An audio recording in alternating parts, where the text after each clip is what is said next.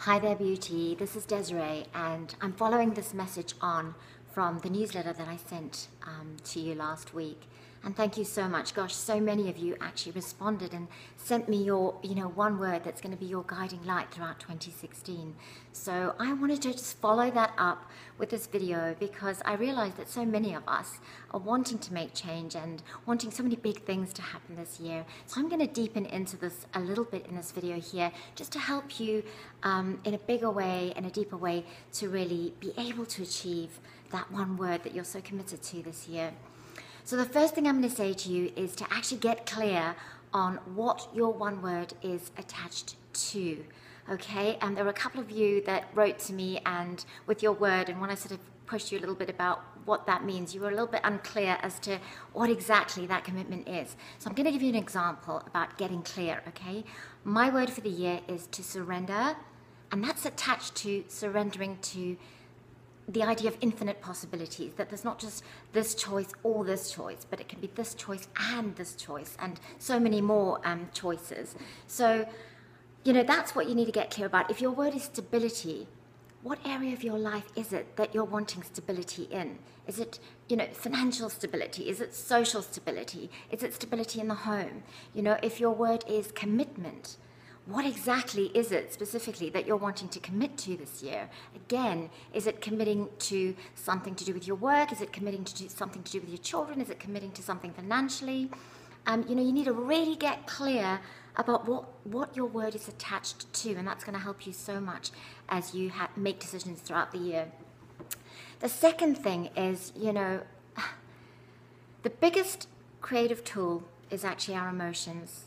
And that's something I've studied in depth for years and years and years, and I know this in my own life as well. When you get into the emotion of what it is you want, you can create it so much faster.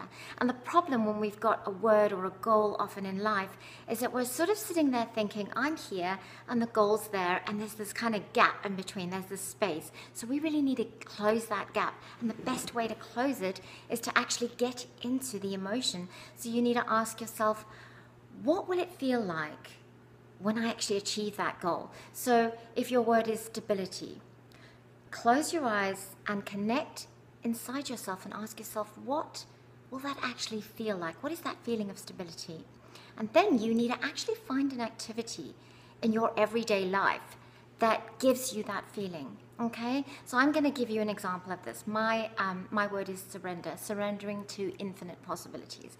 So 2 activities I know that give me that feeling of what it feels like to have all these endless possibilities to be able to choose from. One is meditation, that really opens up my mind and just expands my consciousness. And the other one is to read mindset books. So particularly books like The Game of Life and How to Play It. I think it's Florence Scovel-Shinn, or I'm not sure exactly how you pronounce her name, who wrote some brilliant books about that. Think and Grow Rich. When I read books like that, it really kind of gets me into that infinite, expansive possibility kind of mindset. So find something in your everyday life. If it's commitment, again, just find an activity. It's not going to be that same activity as what the goal is. So for example, if you're committed to financial, it may not be that you can do something financial to give you that feeling of calm, happiness, relaxation, but you need to find something in your everyday life that is going to give you that feeling, because when you can establish that feeling inside yourself, you're no longer separate from your goal. You can keep your eye on the word, you can keep your eye on the prize, but you're actually allowing that feeling in your everyday life to bring that to you so much faster. Okay? And the third and final step is to choose consciously. So as you go throughout the year and you're bombarded with choices every single day, you need to really keep that word and what it's linked to in mind, and make sure that you're choosing the choices you make. That's what you say yes to, that's what you say no to, are all in line with that one goal that you're trying so desperately to achieve. Okay, so to summarize, the first one is to get clear about what your word is connected to. The second one is to establish what the feeling is of when your goal is achieved, and find activities you can bring into your everyday life to give you that feeling. And the third, as you go through the year, is to choose consciously so that you're always working towards that goal. And I'm certainly going to be on this journey with you throughout the year as well. And I can't wait. We'll catch up in December and we see how we've all done. Okay?